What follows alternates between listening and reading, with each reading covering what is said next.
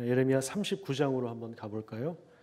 하나님께서 예레미야를 통해서 말씀하셨던 예고하셨던 대로 예루살렘 성이 함락됩니다. 예레미야가 맡은 말씀은 예루살렘의 부흥이 아니라 멸망이었죠. 예레미야 1장에 보면 보라 내가 내 말을 내 입에 두었다 이렇게 하나님 말씀하십니다.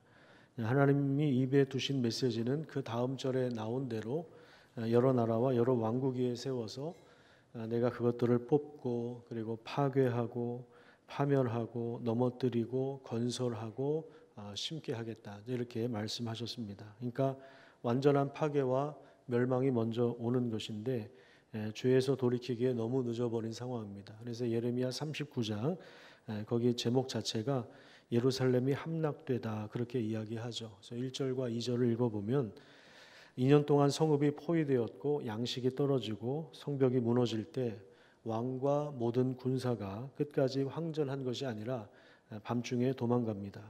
바벨론 군사들이 추격해서 여리고 평지에서 시드기야 왕을 사로잡고 군사들은 왕을 떠나서 도망갑니다.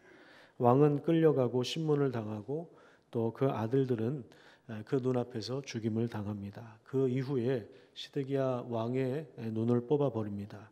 그리고 나서 사슬로 결박하고 바벨론으로 끌고 가서 죽는 날까지 오게 가두었습니다. 완전히 나라가 헐리고 초토화되고 멸망을 당하고 완전한 심판을 당하고 있는 그러한 상황을 우리가 지금 보게 되는 것입니다. 그렇다면 그 와중에 예레미야 선지자는 어떻게 되었을까요? 40장 1절을 한번 볼까요? 40장 1절 말씀해 보시면 사령관의 이름이 나오죠. 바벨론의 사령관 느부갓네살의 이름이 나오는데 이 사령관이 웬만한 사람들을 다 포로로 끌고 가는 중에 예레미야에게 호의를 베풉니다. 그래서 4절에 보면은 두 가지 선택권을 줘요. 하나는 바벨론으로 함께 가는 것입니다. 예레미야가 원하면 바벨론에 가서 내가 너를 선대할 것이다. 먹고 살기 편하게 너를 대접해 주겠다. 이렇게 제안을 합니다. 그러니까 예레미야 선지자 개인적으로 볼 때는 굉장히 좋은 조건입니다. 두 번째 선택권은 너가 그래도 너의 조국에 남기를 원한다면 그 백성들과 함께 산다면 그것도 좋다. 너가 어디 살아도 좋다. 그렇게 이야기하면서 5절에 보면 그다랴라고 하는 인물이 나오죠. 이 사람은 바벨론 왕이 그 권력을 위임해 준 총독입니다. 그다랴와 함께 지내도록 권면하고 그 다음에 양식과 선물까지 받습니다. 그런데 이제 이 상황 속에서 6절을 한번 볼까요? 예레미야는 어떤 선택을 합니까? 저 같았으면 바벨론으로 갔을 것 같은데요.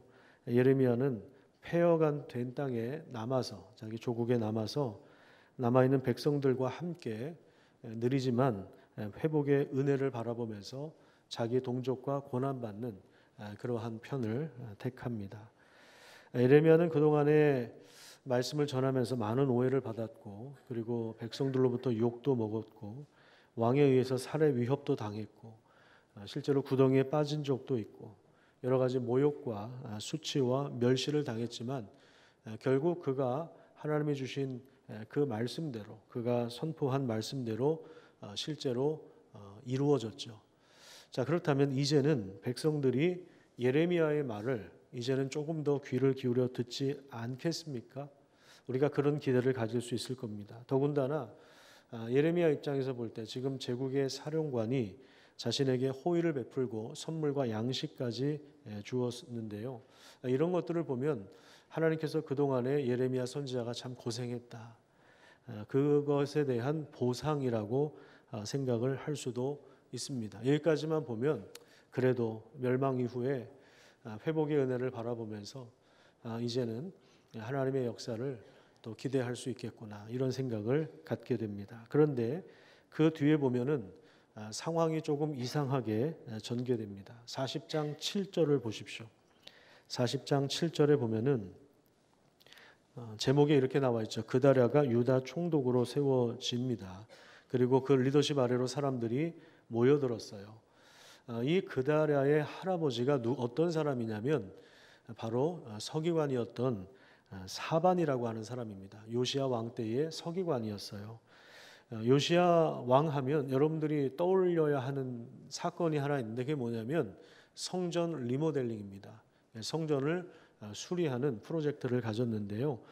그래서 다시 예배가 회복되도록 개혁을 추진하는 그런 과정 속에서 성전을 리모델링 하다가 대제사장 힐기야라고 하는 사람이 율법서를 발견합니다. 저 구석에 어디 처박혀 있었던, 먼지 속에서 처박혀 있었던 율법서, 신명기예요. 신명기서를 발견합니다. 원래는 이 왕들은 신명기 17장에 그런 내용이 나오거든요. 왕들은 이 율법책을 앞에 놓고 날마다 읽고 묵상하면서 좌우로 치지 않아야 된다. 이렇게 말씀을 하고 있는데 어느 순간부터 왕들이 이 율법서를 내팽개치고 그래서 성전에 먼지 속에서 어딘가 구석에 처박혀 있다가 성전 리모델링하는 과정에서 이것이 발견된 것입니다. 그래서 이 율법책을 사반에게 넘겨주고 사반은 이 율법책을 가지고 가서 요시야 왕 앞에서 읽어줄 때에 그때 이제 요시야 왕이 이 말씀을 듣고 마음이 무너지는 거예요. 옷을 찢고 회개하고 우리가 얼마나 하나님 앞에 죄를 저질렀는지. 그래서 나라를 영적으로 개혁하는 그런 원동력이 되었습니다. 그 귀한 역사에 함께 참여했던 사람이 바로 이 서기관 사반이라고 하는 사람인데 이 사반의 아들 아히감이라고 하는 사람도 굉장히 경건한 사람입니다. 그러니까 지금 이 그다랴의 집안 자체가 굉장히 경건하고 실력 있는 가문의 집안이다. 그 가문의 손자다. 그렇게 여러분들이 이해를 하시면 좋겠습니다. 그래서 이 그다랴를 중심으로 이제 흩어졌던 사람들이 모이기 시작합니다. 그래서 지금 비록 나라는 완전히 초토화됐지만 다시 하나님의 은혜 가운데 회복할 수 있는 꿈을 꾸기 시작합니다. 근데 이때 또 여기에서 이제 암몬 왕이 그 자객을 하나 보내요. 이스마엘이라고 하는 사람을 보내서 암살을 시킵니다.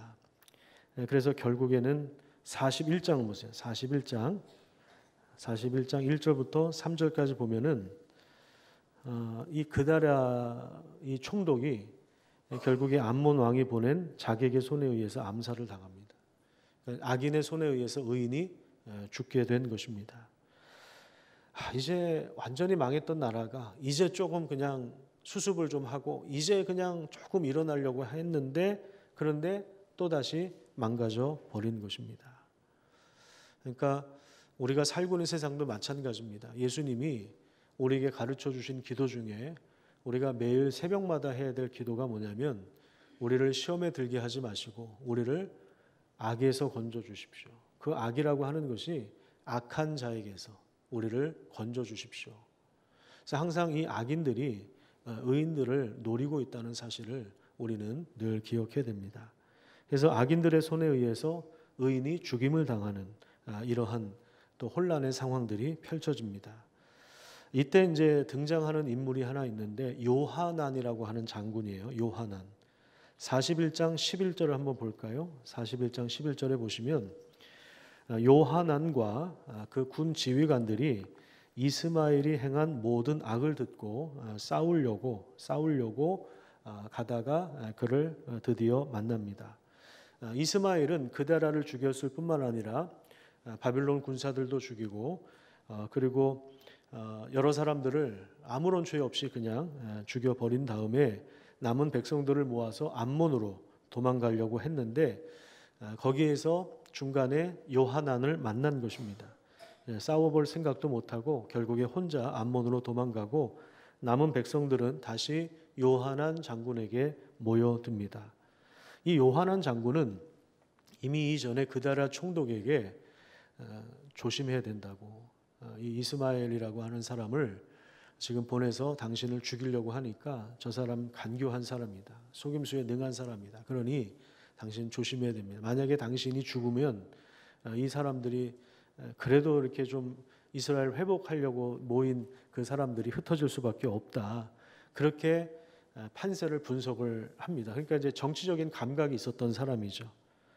그런데 이 요하난의 제안을 총독이 좀 안일하게 대처했던 것 같아요. 그러다가 결국에 속임수에 넘어가서 죽임을 당했던 거죠. 지금 이 혼란을 요하난이 수습하고 있는 거예요. 그런데 이 사람이 수습하는 과정에서 어떤 행보를 보이고 있는지를 우리가 좀 살펴봐야 됩니다. 41장 17절을 같이 한번 읽어보도록 하겠습니다. 시작. 애굽으로 가려고 떠나 베들레헴 근처에 있는 게롯 김함에 머물렀으니. 자, 애굽으로 가려고 하는 생각만 한 것이 아니라 이미 몸이 그쪽으로 움직인 거예요. 이미 그쪽 방향으로 움직인 거예요.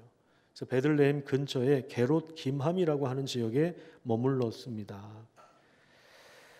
그러니까 이 사람이 지금 남은 백성들을 모아서 지금 다시 우리 이스라엘의 영광을 회복하자, 이것이 아니라 애굽으로 가려고 했던 거예요. 당시 애굽이 가진 매력은 여러 가지가 있었는데요. 그곳은 일단 정치적으로는 독립이 되었습니다. 그리고 경제적으로는 풍요로움을 누릴 수 있는 땅입니다.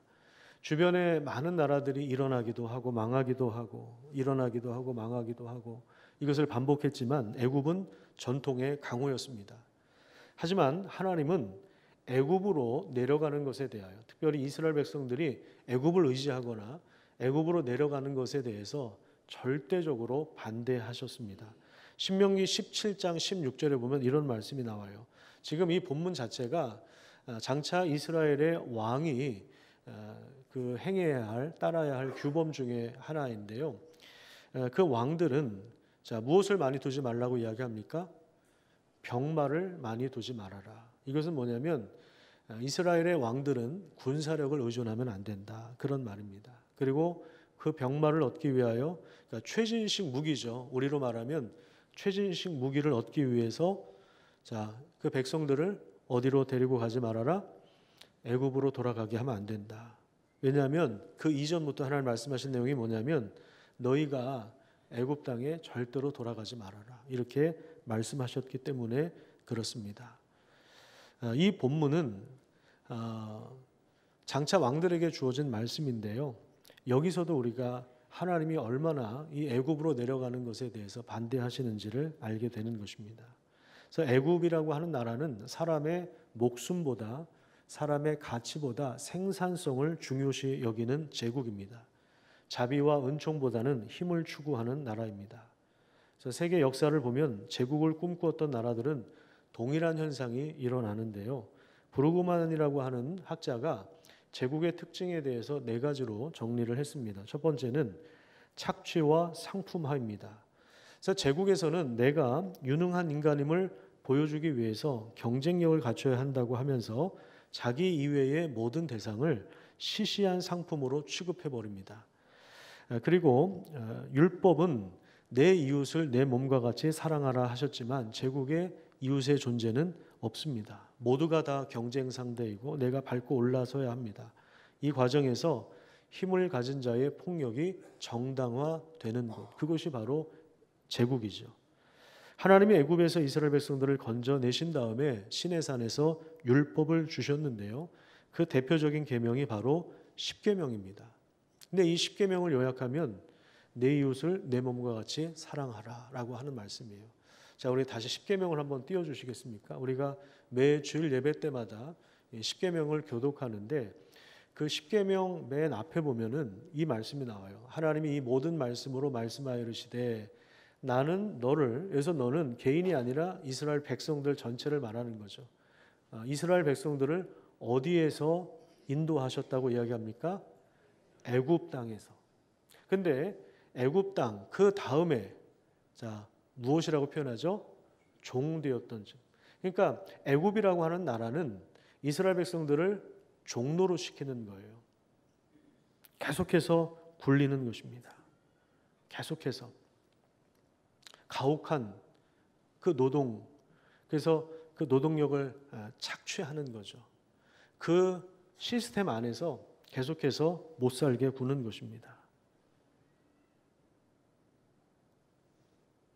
그런 곳에서 하나님이 건져내셨는데 그래서 하나님이 십계명을 통하여 보여주시는 내용이 뭐냐면 새로운 하나님 나라의 질서예요. 제국의 질서가 아니라 새로운 하나님의 나라, 하나님이 세우시고자 하는 나라의 질서에서는 하나님을 사랑하고 이웃을 사랑하는 것이다.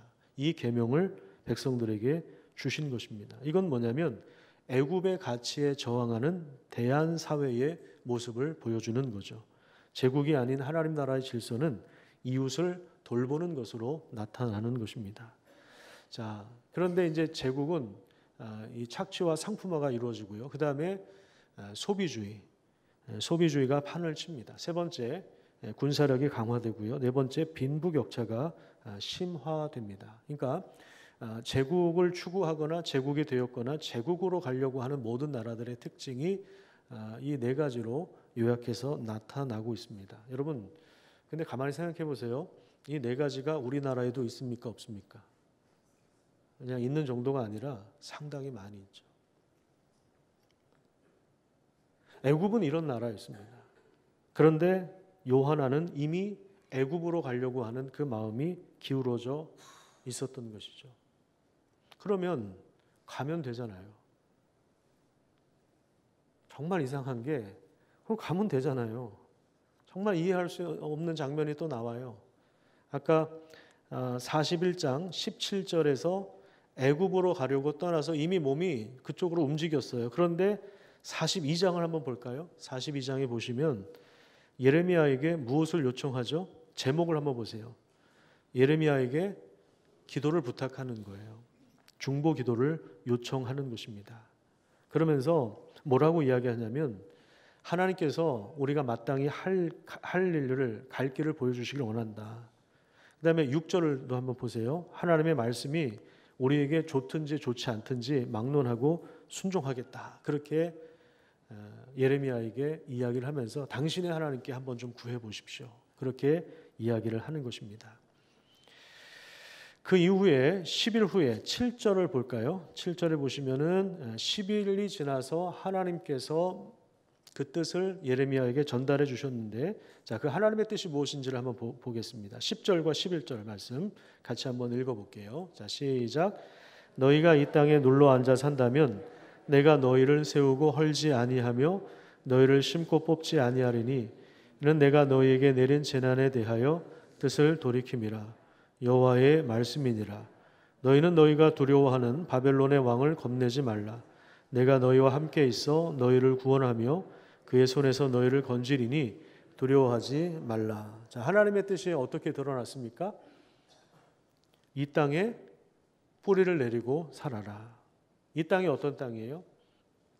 남유다 왕국이죠. 이미 성벽은 헐리고 성문은 불타버렸고 집도 불타버렸고 성전도 불타버렸고 완전히 무너진 그 땅이지만 그럼에도 불구하고 여기에 뿌리 내리고 살아라. 이것이 하나님의 뜻입니다. 자, 그런데 요한한 입장에서 가장 큰 걸림돌이 되는 것이 무엇인가 하면 그건 바로 바벨론 군대입니다. 11절을 다시 한번 띄워주십시오. 거기 보시면 너희가 두려워하는 바벨론 왕을 자, 어떻게 하지 말라고요? 겁내지 말아라. 자, 이 말씀은 뭐냐면 사람을 두려워하면 안 된다. 그런 말이에요. 여러분, 우리가 사람은 다 사실 연약한 사람들입니다. 절대로 회사에서도 그렇고요. 사람을 두려워하면 안 돼요. 그러면 우리가 하나님의 뜻을 분별하지 못해요. 하나님의 뜻을 찾지 못합니다. 우리는 하나님만을 두려워해야 될 사람들입니다. 하나님보다 사람을 더 두려워하기 시작하면 눈치를 보고 우리가 하나님의 뜻대로 사는 것이 아니라 그 사람의 비위를 맞추면서 살게 되어 있습니다. 그것은 하나님의 뜻이라고 볼 수가 없습니다. 그 바벨론 군대를 겁내지 말라. 하나님이 이렇게 말씀하세요. 두 번째 말씀은 14절부터 17절까지 나옵니다. 한번 눈으로 한번 보시겠어요? 14절부터 17절까지 보면은요, 하나님께서 무슨 말씀하시냐면 애굽으로 절대로 내려가지 말라. 애굽으로 내려가면 너희들 다 망할 거야. 잘못될 거야. 이렇게 말씀하십니다. 여러분, 그들이 애굽으로 가려고 하는 이유가 무엇입니까? 요한안과 그 백성들이 왜 애굽으로 가려고 합니까? 거기에는 바벨론 군사가 없죠. 전쟁이 없죠. 그러니까 평화와 안정을 누리고 번영과 번성을 누리고 싶어하는 그러한 마음 때문에 그렇습니다. 하지만 하나님은 17절까지 계속해서 경고하시는 거예요. 하나님이 이스라엘 백성들을 애굽에서 나오도록 하셨고 혹독한 착취와 노동과 거짓 우상에서 구원해 내셨습니다. 그런데 다시 애굽으로 돌아간다면 그것은 정말 심각한 일입니다. 이것은 하나님의 구원을 되돌리는 일입니다. 그런데 그럼에도 불구하고 이들은 말은 그렇게 했지만 말은 기도도 요청하고 하나님의 뜻대로 하겠습니다라고 했지만 그런데 이미 그들은 몸과 마음이 애굽을 향해서 이미 상당히 기울어져 있었다라고 하는 것입니다. 그러니까 처음부터 이 사람들이 원점에서부터 시작해서 하나님의 뜻이 뭔가를 묻고 거기에 순종하려고 했던 것이 아닙니다. 그래서 20절을 한번 보세요. 20절에 보시면 정확하게 하나님이 지적하세요. 20절 예레미야를 통해서 뭐라고 하시냐면 맨 마지막 줄에 보시면 너희 무엇을 속였다? 마음을 속였다. 마음을 속였다. 그렇게 이야기하고 있습니다. 여러분 그러면 기도는 왜 부탁한 거죠?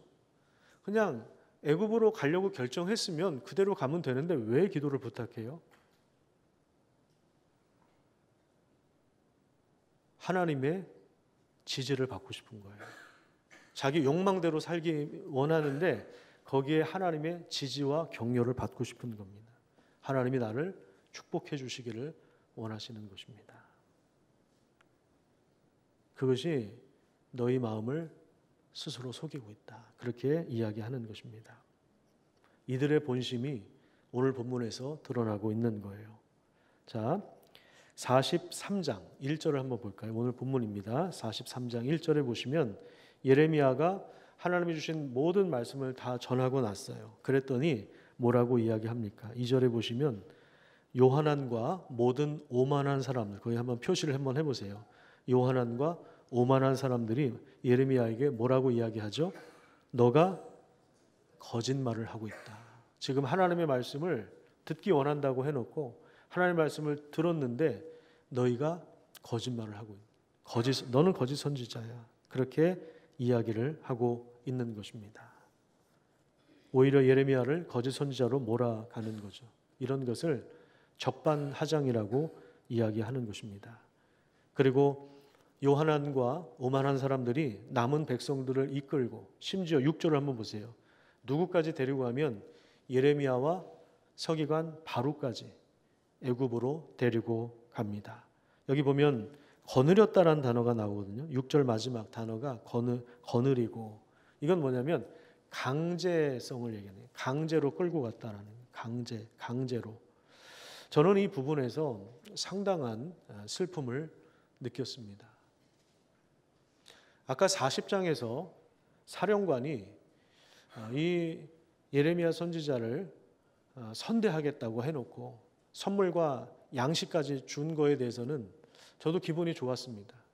그런데 여기 애굽으로 강제로 끌고 갔다. 여기에서는 굉장히 큰 슬픔을 느꼈습니다. 왜 그러냐면 예레미야는 지금 애굽으로 들어가는 것이 하나님의 뜻이 아니라고 하는 것을 분명히 알고 있었어요. 하나님께서 지금 유다 땅에 폐허가 되었지만 그 땅에 머물라고 한 것은 하나님께서 지금 이스라엘이 죄를 지어서 대수술이 필요해서 바벨론으로 포로로 끌려가지만 이스라엘이 멸망당하고 끝이 아니라 하나님이 바벨론으로 포로로 잡혀간 자들을 70년 만에 다시 돌아오게 하실 것이고 다시 이스라엘이 재건될 것이고 시간은 좀 걸리겠지만 다시 회복될 것이다 라고 하는 그러한 믿음이 있었던 것입니다. 하나님께서 아브라함을 통해서 약속하셨던 말씀이 있죠. 내가 너에게 지시하는 땅으로 가라. 너를 통해서 너의 후손들이 많아질 뿐만 아니라 너의 후손들을 통해서 모든 민족에게 복을 주리라고 하신 그 약속의 땅이 가나안 땅이고 그 가나안 땅이 지금 남유다 왕국이잖아요. 폐허가 됐지만 그럼에도 불구하고 이스라엘의 죄 때문에 이 언약이 깨져버리지 않고 하나님께서 이 언약을 반드시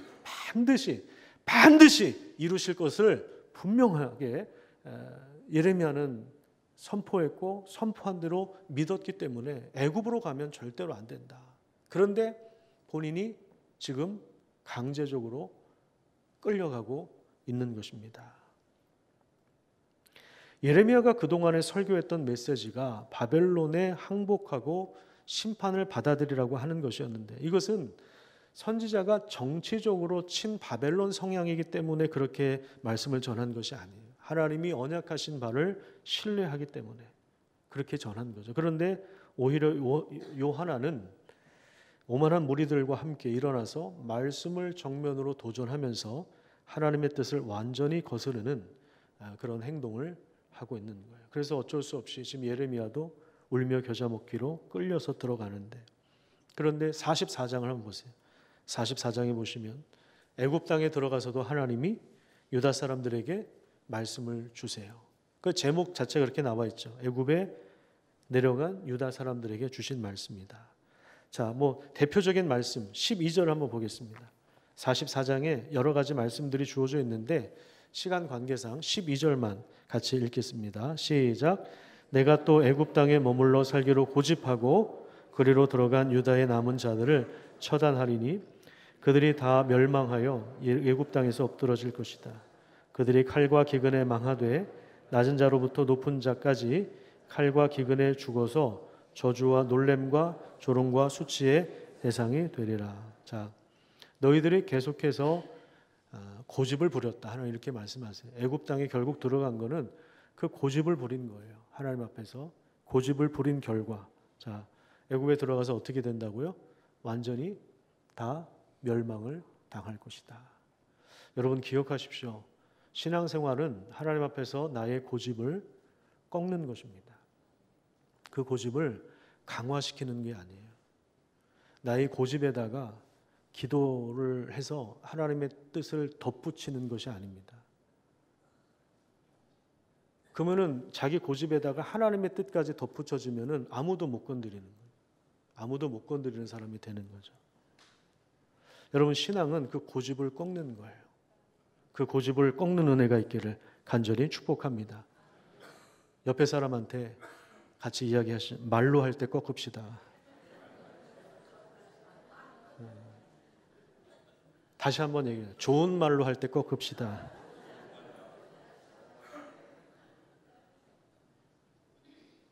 말씀하실 때 듣는 게 가장 큰 복이에요. 그렇지 않으면 하나님이 우리를 사랑하시기 때문에 어떤 방식으로든 그걸 꺾고야 마십니다. 지금 아멘 하셨는데 굉장히 지금 위험한 말씀이에요. 제가 지금은 무서운 말씀입니다.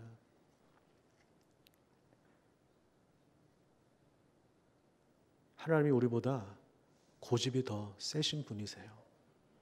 안씨 고집보다, 강씨 고집보다, 최씨 고집보다 우리 하씨가 훨씬 더 고집이 세요. 우리 하나님이 고집이 더 세세요. 그러니까 우리 안강최 성을 가진 분들은 죄송합니다. 제가 얘기하는 게 아니라 그냥 세상에서 고집 세다고 얘기하시는 분들 얘기를 하는 거니까. 근데 실제로 그런 건지는 잘 모르겠어요. 근데 임씨도 장난 아니에요. 어쨌든 이 하나님 앞에서 계속 고집을 부르면 그냥 얻어 터지는 것이 계속 얻어 터지고.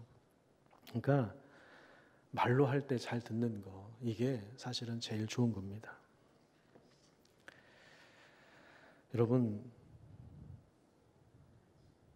요한안이 겉으로는 말씀에 순종하겠다 이렇게 말은 했는데 적반하장의 태도를 보인 이유가 무엇입니까? 우선 그는 하나님의 약속을 신뢰하지 않고 자기 눈에 보이는 대로 애굽을 더 신뢰합니다. 애굽으로 가면 평화와 안정을 누리고 번성할 것이라고 기대를 했습니다. 바벨론 군대에 대한 두려움도 한몫한 것이죠. 창세기 13장을 한번 보겠습니다. 창세기 13장. 성경을 다 펴십시오. 여러분 예배 시간에는 예배를 드리러 올 때는 성경책을 꼭 가져오시길 바랍니다. 이렇게 얘기해도 꼭 고집 부리고 안 갖고 오는 사람들이 있어요. 성경책 없는 분들은 핸드폰으로라도 꼭 찾아보십시오. 창세기 13장 거기 보면 제목이 어떻게 됩니까? 아브라함과 롯이 서로 떠납니다. 같이 살다 보니까 가축들이 늘어나요. 그러니까 아브라함의 목자들과 롯의 조카거든요. 아브라함 조카인데 조카의 목자들이 서로 이 땅이 좁으니까 서로 싸워요. 여러분 왜 싸우는지 아시죠? 땅이 좁아서 싸우는 거예요. 서로 더 차지하려고. 그러니까 조합원들도 맨날 싸우는 거고, 도시에서는 땅은 좁고 집은 없고 그러니까 싸울 수밖에 없는 거예요. 지금 여기도 마찬가지입니다. 서로 싸우는 거예요. 같이 싸우는 거예요. 같이 싸우는데 아브라함이 불러서 얘기해요. 8절 보세요. 8절 보시면은 야, 우리가 같은 한 가족인데 싸워서 되겠느냐. 그러면서 선택권을 줍니다. 네 앞에 온 땅이 있지 않느냐. 너 먼저 선택해라. 자, 그래서 롯이 선택한 땅이 10절에 보면은 어디를 선택했냐면 소돔과 고모라를 선택합니다. 소돔과 고모라. 설교 시간에 딴 생각하고 있으면은 고모를 선택했다 이렇게 또 받아들일 수 있어요. 집중해서 들으셔야 돼요. 소돔과 고모라를 선택합니다. 그런데 여호와께서 소돔과 고모라를 멸하시기 전이었으므로 마치 여호와의 동산 같고 그 다음에 무엇과 같았다? 애굽 땅과 같았다. 번성할 것 같았어요. 자, 그런데 13절 보세요. 13절 보시면 소돔 사람은 여호와 앞에 악하고 큰 죄인이 이걸 보지 못하는 거예요. 롯이 그냥 겉모습만 보는 거죠. 거기 가면 내가 번성할 것 같아. 내가 부자가 될 것 같아. 이걸 보는 거예요. 근데 뭘 보지 못하는 거예요? 그 사람들의 그 죄성을 보지 못하는 거예요. 곧 하나님의 심판이 다가오고 있다는 사실을 보지 못하는 것입니다.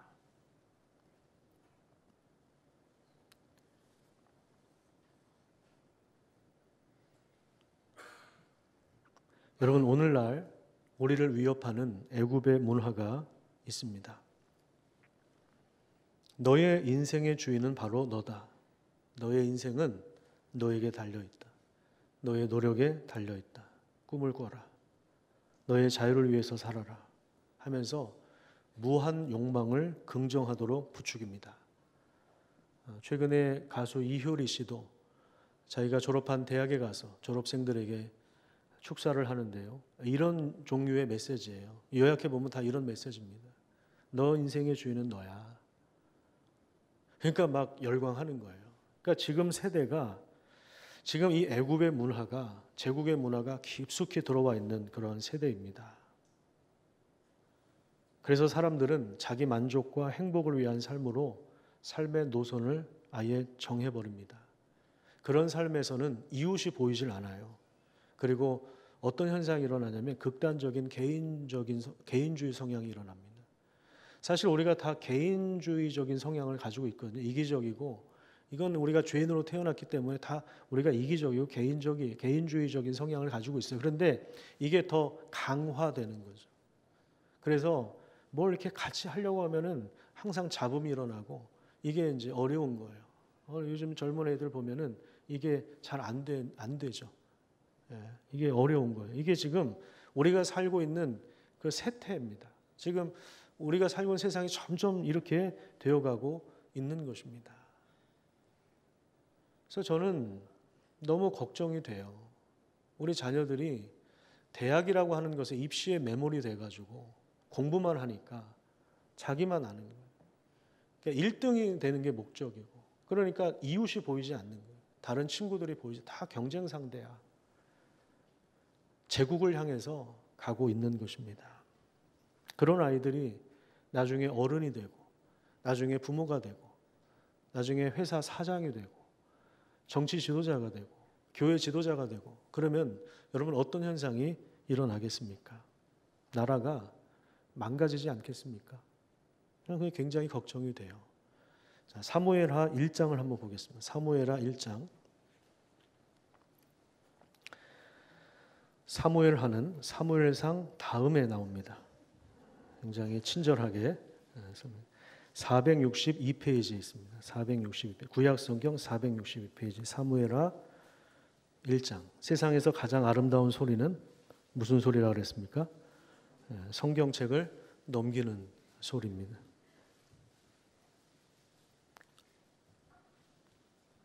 사무엘하 1장을 보시면 여기 이 앞장에 무슨 내용이 나오냐면 사울 왕과 요나단 왕자가 블레셋과의 전투에서 죽어요. 대패를 당하고 둘 다 죽습니다. 근데 사무엘하 1장에 들어오면 제목을 보세요. 사울이 죽은 소식을 다윗이 어떻게 돼요? 듣게 됩니다. 그리고 나서 너무 슬퍼서 애가를 지어서 노래를 부르는데요. 그게 이제 17절에 나와요. 17절부터 사울 왕과 요나단을 위한 다윗의 조가라고 되어 있죠. 다윗이 이 슬픈 노래로 사울과 그의 아들 요나단을 조상하고 명령하여 그것을 유다 족속에게 가르치라 하였으니 곧 활노래라. 야살의 책에 기록되었다라고 하면서 19절에 자 어떤 단어가 나오냐면 저는 이걸 읽다가 가슴이 너무 정말 뭉클했어요. 정말 성경을 읽다가 이 부분을 읽다가 가슴이 뭉클했어요. 뭐냐면 이스라엘아 너의 영광이 산 위에서 죽임을 당하였도다. 무슨 말입니까? 사울 왕을 향해서 이스라엘의 영광이라고 이야기를 하는 것입니다. 여러분 개인적으로 한번 보세요. 사울 왕이 원한을 가지고 다윗을 죽이려고 했죠. 그래서 다윗이 왕궁에서 쫓겨나서 거의 13년을 짐승처럼 쫓겨다니고 동굴에서 피해 다니고 그렇게 정말 이 도망 다니면서 사는 삶이 얼마나 힘들었겠습니까? 그러면 지금 사울 왕이 죽었다는 소식을 들었어요. 그러면 자기 정치 인생에서 우리 정치도 지금 너무 극단적이잖아요. 누구를 죽여야 내가 올라가는 지지율이라는 게 누가 죽어야 올라가는 한쪽이 망가져야 올라가는 그런 지금 상황이잖아요. 사울 왕이 죽었어요. 그러면은 정치적으로 볼 때 다윗의 입지가 지지율이 탄탄해질 수밖에 없는 겁니다. 그러면 가만히 있어도 다윗은 왕이 되는 거예요. 그러면 권력을 가질 수 있기 때문에 다윗 입장에서는 이게 좋은 겁니까? 나쁜 소식입니까? 좋은 소식이죠. 그런데 그러니까 개인적으로 보면 표정 관리해야 될 시점이에요. 그런데 이 조가를 만들어서 이스라엘 백성들에게 계속 가르칠 정도로 지금 이 조가를 읽어보면요. 정말 진심으로 애도하고 있어요. 진심으로. 우리가 장례식을 가도 그냥 형식적으로 체면 때문에 한번 와서 봉투 전달하고 가는 경우가 있고 진심으로 그의 죽음을 슬퍼하는 경우가 있잖아요. 여기 보면 정말 진심으로 애도하고 슬퍼하는 것입니다. 왜 그럴까요? 다윗은 자기 삶을 세상과 역사를 이끌어 가시는 거대한 하나님의 이야기로 보고 있는 것입니다. 하나님의 거대한 이야기, 그걸 서사라고 하는데 이 서사의 관점에서 자기 인생을 바라보고 있는 것입니다. 세우시고 패하시는 것이 하나님의 손에 달려 있음을 그가 알고 있었기 때문에 그 역사 안에서 자기의 삶을 보는 것입니다. 그래서 사실은 사울 왕을 죽일 찬스가 몇 번 있었죠. 그럼에도 불구하고 하나님이 기름 부어 세우신 종이기 때문에 내가 손을 대는 것이 옳지 않다. 다윗은 이렇게 이야기를 했죠. 표를 하나 좀 보도록 하겠습니다. 왜 우리의 삶은 불안하고 공허한가? 라고 하는 주제로 이 스토리 중독에 때문에 서사를 빼앗긴 현 시대에 대한 그러한 비판의 내용을 담고 있습니다. 어떤 분이 이 내용을 정리했는데요. 이걸 보면서 맞다. 지금 오늘 우리의 세대를 좀 보여주고 있는 글입니다. 이렇게 생각을 했습니다. 왼쪽에 보면 서사가 나오죠. 서사는 하나님의 이야기입니다. 역사를 다스려 나가는 거대한 하나님의 이야기. 아브라함을 통해서 주신 하나님 나라의 큰 그림이 다시 오실 예수 그리스도를 통하여 완성하기까지 우리의 삶은 그 하나님의 서사, 내러티브, 그 이야기에 담겨 있는 것입니다. 그래서 우리가 경험하는 모든 삶이라고 하는 것, 무더위도 그렇고 추운 것도 그렇고 우리의 모든 삶은 다 의미가 있고 그래서 우리의 모든 삶의 내용들은 하나님의 이야기로 수렴되는 것입니다. 그렇다면 그 어떤 상황에서도 우리는 감사를 고백할 수 있고 기뻐할 수 있는 것입니다. 하지만 애굽의 문화, 제국이 추구하는 문화, 그 가치에 매몰되기 시작하면 결국 정보에 의해서 단편적인 성공을 쫓다가 상품의 소비자로 전락하고 과거와 역사의 깊은 뿌리로부터 단절되어서 방향성 없이 바람에 날려 나는 겨와 같은 그런 인생을 살다가 허무하게 인생을 종료하는 것으로 마무리가 될 수밖에 없는 것입니다. 여러분, 우리가 공부하는 이유, 우리가 장사를 하는 이유, 우리가 사업을 하고 직장에서 일을 하고 우리가 교회에서 가정에서 열심히 맡겨진 사역과 직무를 감당하는 그 의미와 목적을 알고 간다면 훨씬 더 신나고 재미있고 더 열정적으로 그 일을 감당할 수 있지 않겠습니까? 거기에 어려움도 있지만 보람이 있지 않겠습니까? 기쁨과 하나님 주신 열매가 가득 넘치지 않겠습니까? 여러분, 이 땅에 살면서 우리가 있어야 할 그 자리는 하나님의 슬픔을 만나는 그 자리여야 합니다. 예레미야가 그 슬픔 가운데 애굽에 내려간 것처럼 개인적으로는 바벨론에 가서 그냥 편하게 먹고 사는 것이 제일 좋은 그런 선택이었지만 자기 동족과 하나님의 회복을 바라보면서 느리지만 그 하나님의 은혜를 바라보면서 고난받는 것을 택했던 것처럼, 근데 그 시간도 잠시뿐이었고 결국에 강제로 또 애굽에 정말 가고 싶지 않았던, 가서는 안 되는 땅이었던 그 애굽으로 돌아가서 거기에서 또 하나님의 심판의 말씀을 선포해야만 했던 그 예레미야, 말씀을 거부하는, 그래서 하나님이 눈물을 흘리고 있는 곳에, 하나님의 슬픔이 있는 곳에 예레미야도 슬픔을 느끼면서 거기에 함께 있었던 것, 여러분, 그것이 우리 인생의 사명이어야 하는 것입니다. 우리 그리스도인들은 남들이 다 가고 싶어하는 성공의 자리, 대접받는 자리, 유명한 자리, 인기 있는 자리, 그것이 우리 인생의 목적이 되어서는 안 됩니다. 그건 스토리예요. 스토리에 중독되는, 이미 중독되어 있다라고 하는 것입니다. 우리의 관심은 하나님의 서사, 하나님의 그 거대한 이야기, 아브라함을 통해서 시작된 그 하나님 나라가 예수님 다시 오실 때 완성될 것을 우리가 믿고 그 거대한 서사 안에 우리 인생이 놓여 있음을 우리가 기억하면서 우리에게 주어진 삶의 자리에서 하나님의 뜻을 이루는 그런 삶을 살아야 하는 것입니다. 말씀을 거부하는 적반하장의 인생이 아니라 우리의 땀방울 하나까지도 하나님 앞에 아름답게 드려지는 귀한 인생을 살아가시기를 간절히 축복합니다.